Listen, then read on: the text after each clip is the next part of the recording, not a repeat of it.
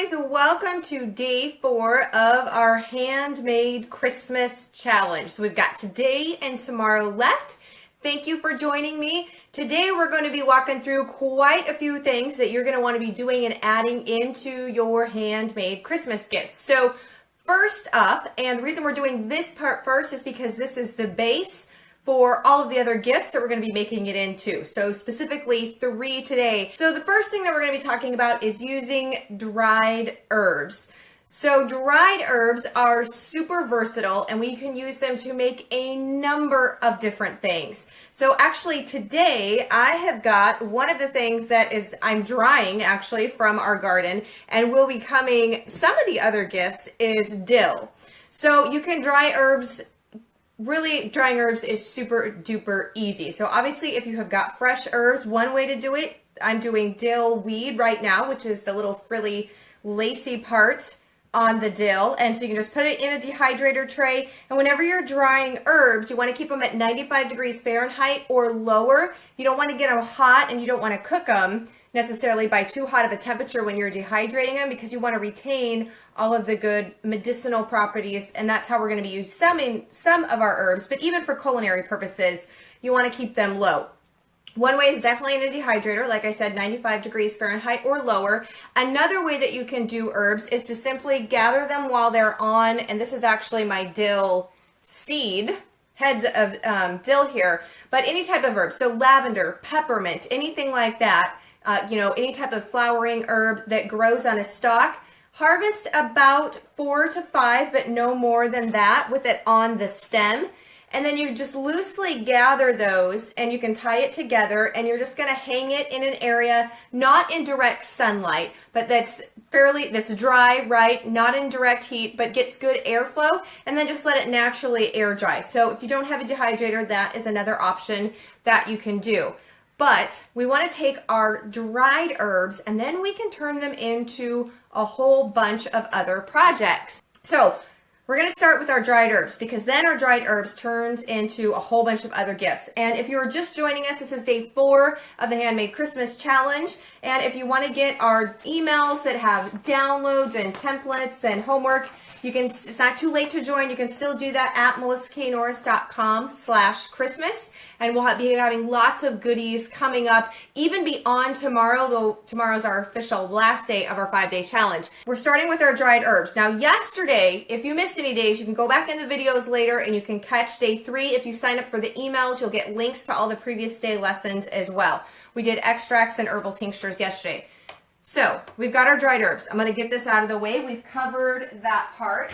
And for me, the dill weed actually takes longer to dry than most herbs. And in my dehydrator for the dill weed, for it to get all the way dry, it's been about 24 hours for me to get that one dry. But once we have our dried herbs, we can do lots of things with it. One of my favorite things to do, and this is where we're doing this Homemade Christmas Challenge now, because a lot of the things that we're making from home take a while to be ready to use. So herbal infused oil is one of those. And when you are infusing oil, or we're working with oils, I always use dried herb matter. I don't use fresh, because when you've got fresh, you've got the extra moisture, the extra water. And when you've got extra moisture, you have a higher chance of bacteria because you've got that water. And so I always use dried when it comes to herbal. And I also will get into that a little bit too when I talk about some of the products you can make. Why I do oil-based and I don't do water-based on moisturizers and creams and that type of thing.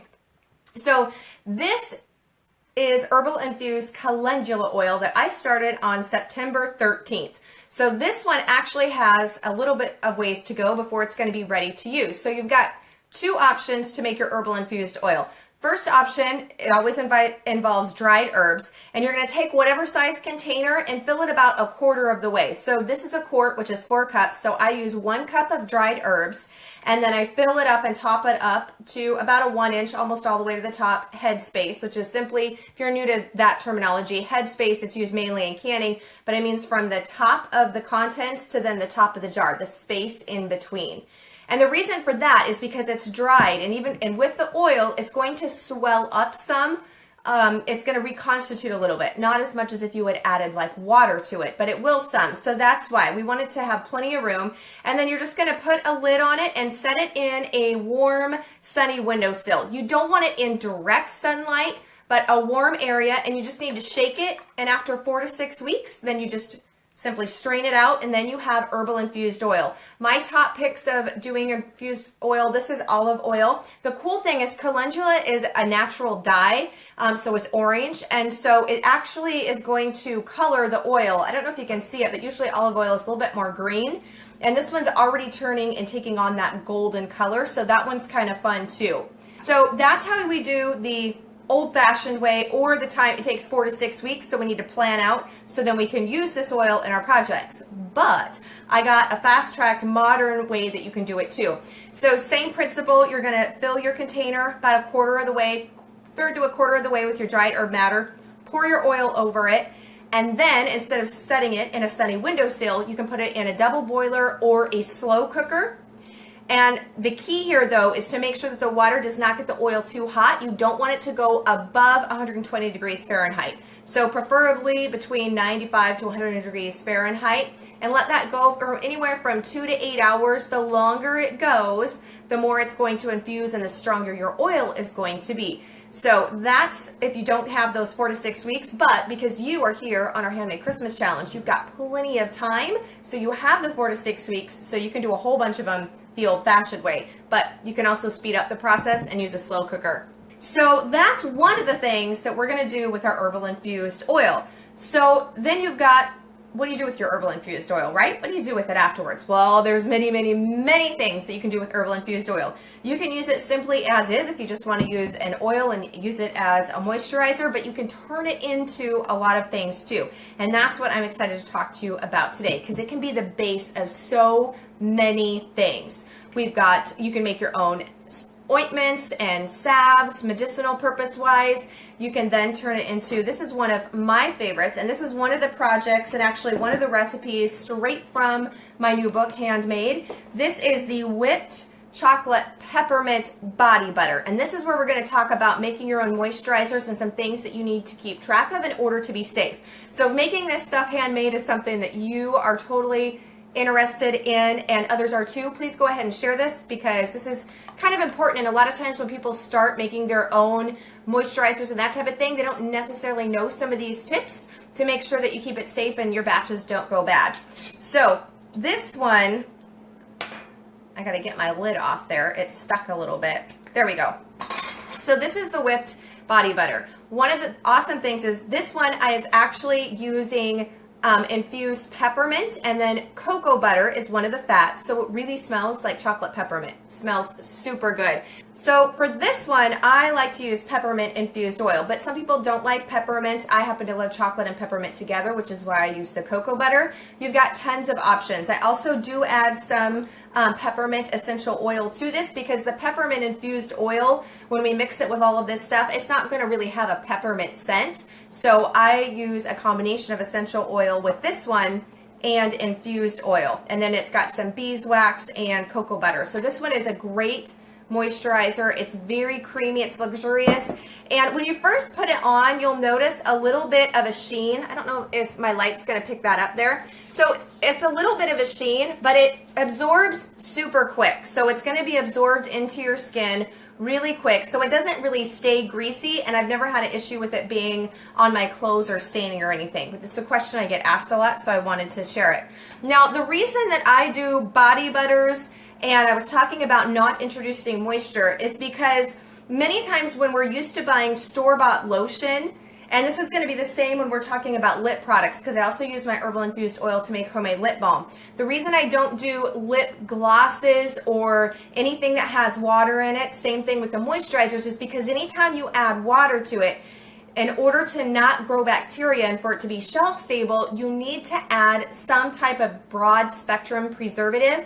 And in my research, I have not found any broad spectrum preservative that's actually natural and that I feel really super comfortable about using. It's another added expense.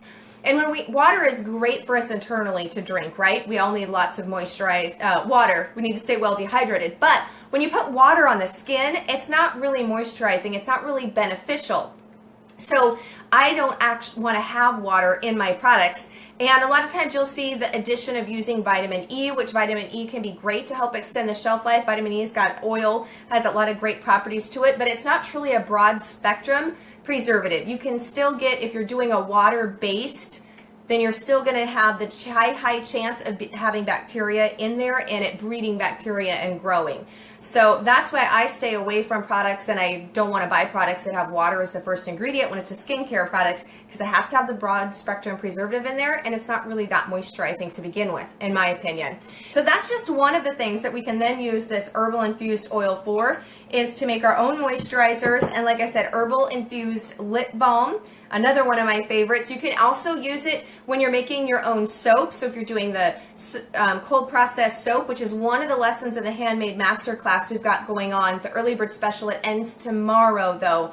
But you can also use those herbal infused oils in your soap, and then you're introducing those herbal properties to your soap as well. So there's so many different things that we can do with this herbal infused oil.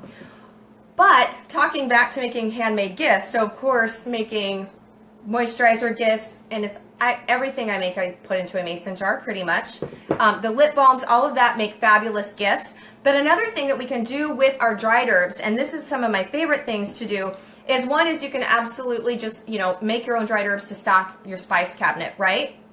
But then I like to turn them into teas. So you can do your own custom tea blends. And one of the fun things that we have, which is one of the bonuses that goes when you get the book, there's also a chart in the book that has all of the herbs listed for both culinary purposes and medicinal purposes. So it's a dual purpose chart. Let me flip to that really quick.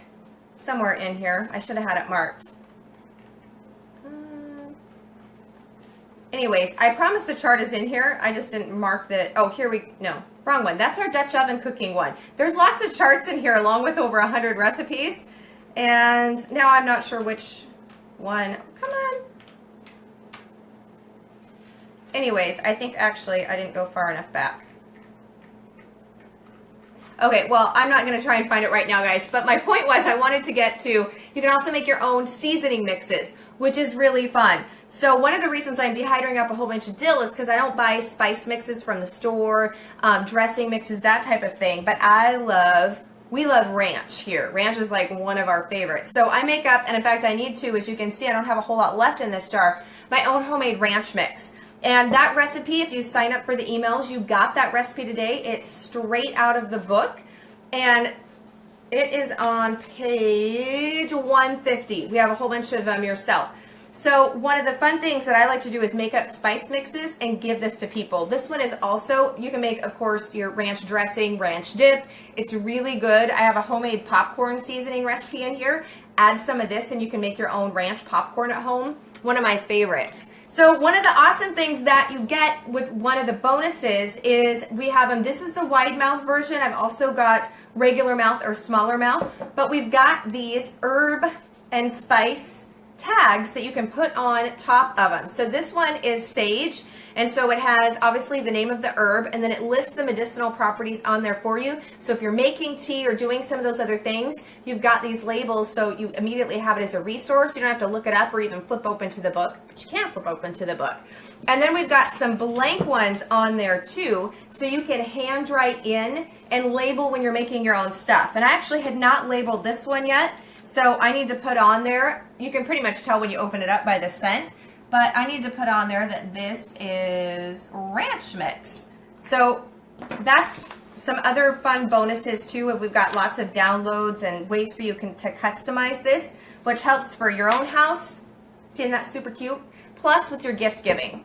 So one of the cool things, guys, so that is what I've got for you today. Now, and then tomorrow, we're going to obviously go into even more things and talk about some special goodies that I don't have ready quite yet, but they're going to be coming to you tomorrow that are in the nature of things that you can download and print out yourself to help you with your gift giving. So that's going to be coming your way tomorrow on day 5.